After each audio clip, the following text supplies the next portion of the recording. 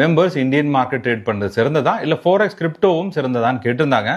Indian market ஒரு regulated market. SEBI அப்படிங்கக்கூடிய ஒரு என்டிட்டி மூலியமாக என்எஸ்சி அண்ட் பிஎஸ்சி அப்படிங்கிற 2 எக்ஸ்சேஞ்ச் மூலியமாக நம்ம ஸ்டாக் ட்ரேட் பண்ணுறோம். அது கம்ப்ளீட்லி செபி அண்ட் இந்தியன் அரசாங்கத்தால் ரெகுலேட் பண்ணப்பட்டது. யாராவது இன்சைடர் ஆக்டிவிட்டி பண்ணுறாங்க இல்லை கம்பெனி தான் டிஃபால்ட் ஆக போகுது அப்படின்னா உடனடியாக செபி ஸ்டெப் இன் பண்ணி என்எஸ்சி அண்ட் பிஎஸ்சியை ரெகுலேட் பண்ணுறதுக்கு வாய்ப்பு இருக்குது. இதுவே நீங்கள் ஃபோரெக்ஸ் அண்ட் கிரிப்டோ எடுத்துட்டீங்கன்னா எல்லாமே டீசென்ட்ரலைஸ் எக்ஸ்சேஞ்சஸ். அப்படின்னா நீங்கள் ஃபோரெக்ஸ் எடுத்துக்கல, இப்போ யூகேல அவங்க ரெஜிஸ்டர் பண்ணதாவே இருக்கட்டும், அவங்களோட எல்பி சைனாவில் கனெக்ட் பண்ணியிருப்பாங்க. சினஸ் அப்படிங்கிற போக்க எடுத்துக்கங்களேன், அவங்க என்ன பண்ணிக்கிறாங்க, வானுவாட்டோ அப்படிங்கக்கூடிய ஒரு சின்ன தீவுலேருந்து ரெகுலேட் பண்ணுறாங்க. இந்த மாதிரி பெரிய புரோக்கர் அப்படின்னு சொல்லிக்கிட்டாங்க கூட சின்ன சின்ன கண்ட்ரீஸில் என்ரோல் பண்ணிட்டு எப்பெல்லாம் ஒரு ரிஸ்க் வருதோ அப்போ கம்பெனியே க்ளோஸ் பண்ணிட்டு எக்ஸிட் ஆகக்கூடிய வாய்ப்பு தான் அதிகமாக இருக்குது.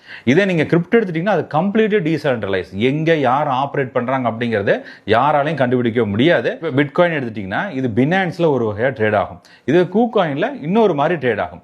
ரெண்டுக்கும் பிரைஸ் டிஃபரன்ஸ் ரொம்ப வேரியேஷன் வரும். அதே மாதிரி வால்யூம் ட்ரேட் ஆகிறதுலையும் டிஃபரன்ஷியேட் வரும்.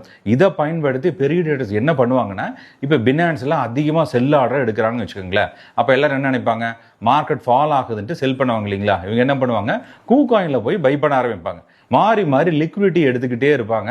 இதனால யார் பாதிப்படையுது, ரீட்டைலர்ஸ் தான் பாதிப்படைவாங்க. ஒரு தெளிவான ட்ரேடிங் மெத்தடே கிரிப்டோக்கும் ஃபோரெக்ஸும் கிடையாது. இப்போ சொல்லிக்கலாம் பிரைஸ் ஆக்ஷன் யூஸ் பண்ணி ட்ரேட் பண்றேன், எஸ்எம்சி யூஸ் பண்ணி ட்ரேட் பண்றேன், சிடி யூஸ் பண்ணி ட்ரேட் பண்றேன் சொல்லலாம். பட் எதுவுமே அது லாங் டர்ம்ல பயன் தராது. அப்படி சொல்ற எல்லாருமே 90% ரெஃபரல் கமிஷன் மூலியமாகவும் புக் சேல்ஸ் பண்றது மூலியமாக மட்டுமே கமிஷனாகவும் அமௌண்ட்டும் பெற்றுட்டு வர்றாங்க. இதுதான் ஃபோரெக்ஸ் அண்ட் கிரிப்டோவில் இருக்கக்கூடிய உண்மை. அதனால என்ன பண்ணலாம், நீங்க இந்தியன் மார்க்கெட் ட்ரேட் பண்றதே சிறந்ததாக இருக்கும். Stay tuned, stay focused.